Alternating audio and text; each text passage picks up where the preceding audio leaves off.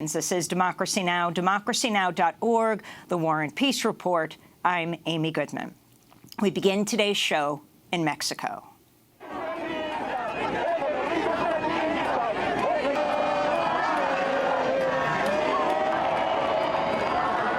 In a landslide election, voters have chosen Andrés Manuel López Obrador to be Mexico's next president. Celebrations broke out across Mexico City Sunday night. The former mayor of Mexico City, who's known as AMLO, will become Mexico's first leftist president in decades. During a victory speech on Sunday night, he vowed to transform Mexico by reducing corruption and violence. The new project of the nation will seek to establish an authentic democracy. We don't bet on building an open or closed dictatorship. The changes will be profound, but will happen with a strict adherence to the legal established order. There will be corporate freedom, freedom of expression, of association, and of beliefs. We will guarantee all the individual and social freedoms, as well as the political rights of citizens, consecrated in our Constitution. There will be no need to increase taxes in real terms, not for the country to fall into debt. There will also be no hikes in petrol. I will lower the general cost of living and the public investment to propel productive activities and to create jobs. The objective is to strengthen the internal market, to try to produce what we consume in the country. We won't act in an arbitrary way, and there will be no confiscation or expropriation of property. The transformation will consist in basically banishing corruption from our country. We won't have a problem in achieving this objective because the people of Mexico are the heir of great civilizations. Preliminary election results show López Obrador captured 53% of the vote, more than twice that of his closest rival. This marked AMLO's third time running for president. In Britain, Labour leader Jeremy Corbyn praised López Obrador. Corbyn tweeted, "Today brings a new beginning for Mexico. Congratulations, López Obrador. His election as president with more than 50% of the vote offers the poor and marginalized a genuine voice for the first time in Mexico's modern history. I'm sure AMLO will be a president for all Mexicans," Corbyn tweeted. López Obrador's victory comes after the most violent electoral season in modern Mexican history. At least 136 politicians have been assassinated in Mexico since September. We go now to Mexico City, where we're joined by Christy Thornton. She's an assistant professor of sociology and Latin American studies at Johns Hopkins University. She was an election observer for the Scholars and Citizens Network for Democracy, currently writing a book about Mexican economic history. Professor Thornton, talk about the election, talk about the celebration in the Zócalo, and what AMLO, what this new leftist president-elect right now, has promised. Yeah, good morning, Amy, from Mexico City. It's really been an incredible atmosphere here. The victory of AMLO and the margin with which he did it really signals a new day here. I think it's beyond the expectations of even some of AMLO's strongest supporters to have seen him win the presidency with what the initial result says is 53% of the vote. We have to think about this was a field of 4 candidates. So for him to have won an absolute majority is something that we haven't seen in recent Mexican elections. And so this is really a very strong victory, a very strong message. And it will be the case not just in the presidency, but in the legislature as well, and in a number of state governorships. AMLO's Morena party, which he founded in 2014, has really become a vital new political force here in Mexico that's really set to shake things up. So talk about what this represents in terms of Mexico and the United States. Also, President Trump tweeted his congratulations. The corporate media is often now referring to López Obrador as Mexico's Trump. It's not clear exactly why. Maybe they equate being opposed to NAFTA as being Trump. Yeah, that's right. So I think that the López Obrador's election will have a number of important implications for the United States on trade, as you said, the renegotiations of NAFTA, on security with regard to the drug war, and with regard to migration. I think all 3 of those things are things in which we can expect a serious change from this Mexican administration, and we'll have to see what the relationship is between Trump and López Obrador. You're right that a number of mainstream media outlets have made this kind of absurd comparison. And I think one of the reasons that that has happened is the kind of the worry from establishment politicians and mainstream media outlets about the idea of populism, and the worry about populism where they completely eviscerate the political content of that. And so if you compare Trump and López Obrador, you could say that they are both quote unquote populists, but obviously their political platforms are on completely the opposite sides of the political spectrum. So those kinds of comparisons, I think, are really bunk.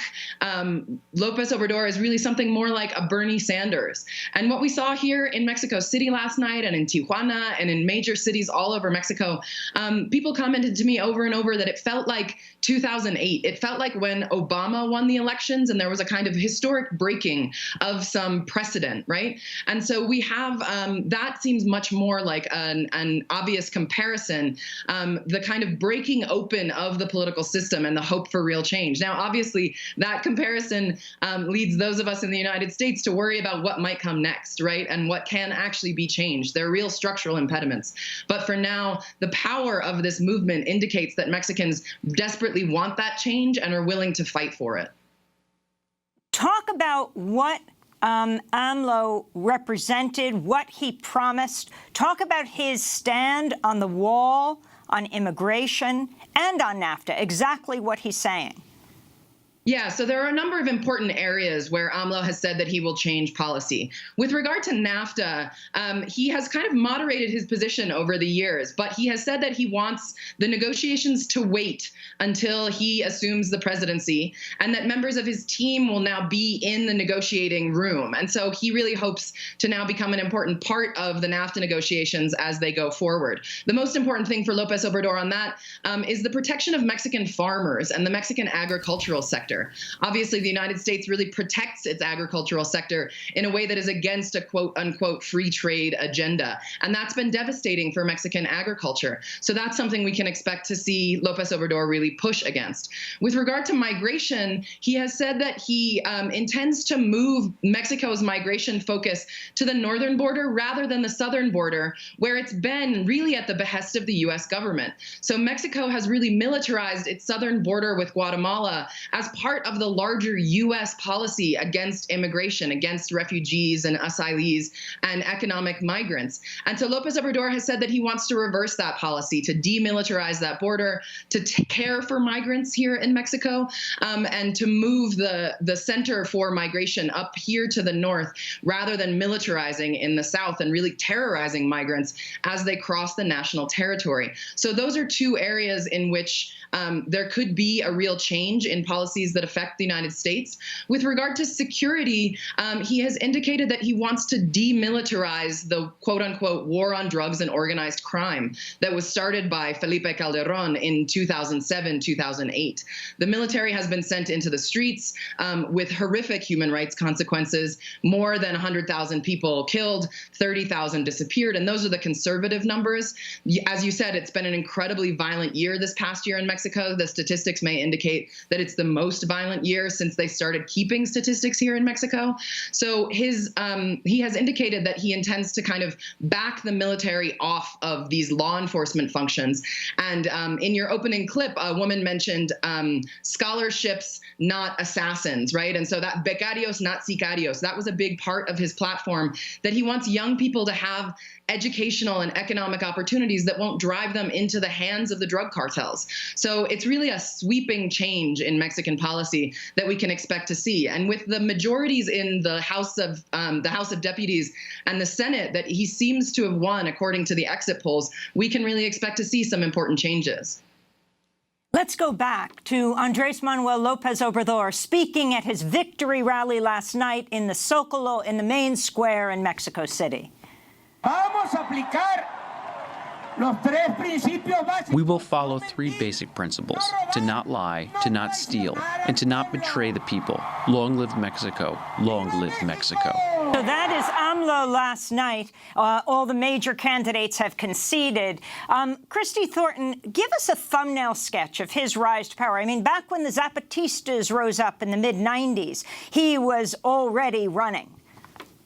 That's right. So López Obrador was part of a kind of left insurgency from within the PRI.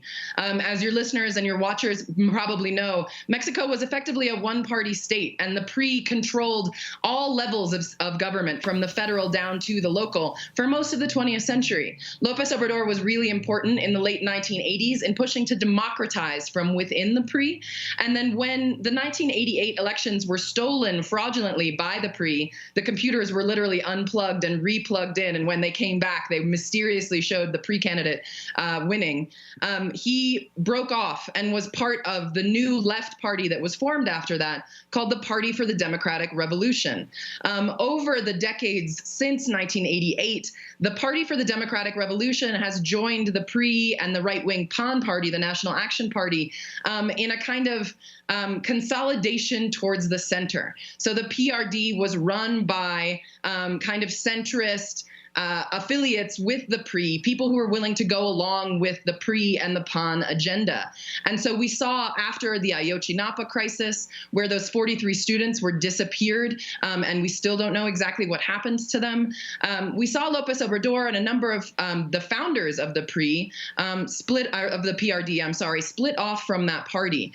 And so after that moment was when López Obrador formed his new party, Morena. He had run for the presidency in 2006. And that there was massive fraud in that election. He lost by less than half of a percentage point. He ran against the current president, Enrique Peña Nieto, in 2012 and lost by a more sizable margin. One of the things that's been really interesting here as an observer has been to see the extent to which the machine for sort of election fraud, for the buying and coercion of votes, for the kind of corralling of voters to the voting places, it was definitely in action yesterday in the elections, but it was not enough to overcome this kind of tide of support for López Obrador and for his new party, Morena. So this is really an incredible victory, not just for this left candidate and his party, but really for the practice of Mexican democracy. This is really a new day for Mexican democracy, and you'll see people out in the streets celebrating this for some time to come. Professor Thornton, as we begin to wrap up, you retweeted, I'm not sure people understand just how big an impact AMLO's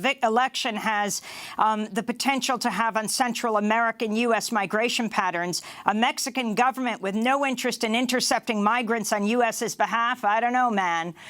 Talk about that as we wrap up.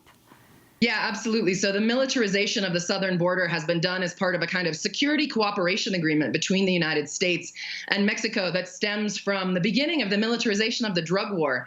The Merida Initiative is an initiative that has sent something like $3 billion in training and equipment and military equipment to Mexico.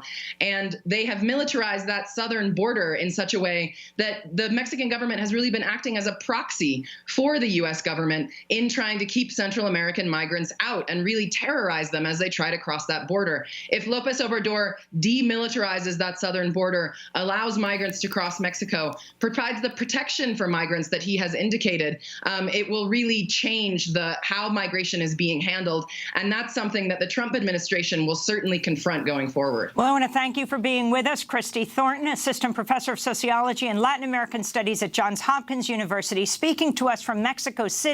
She was an election observer there for the Scholars and Citizens Network for Democracy, currently writing a book about Mexican economic history. And, of course, we'll have more on this tomorrow on Democracy Now!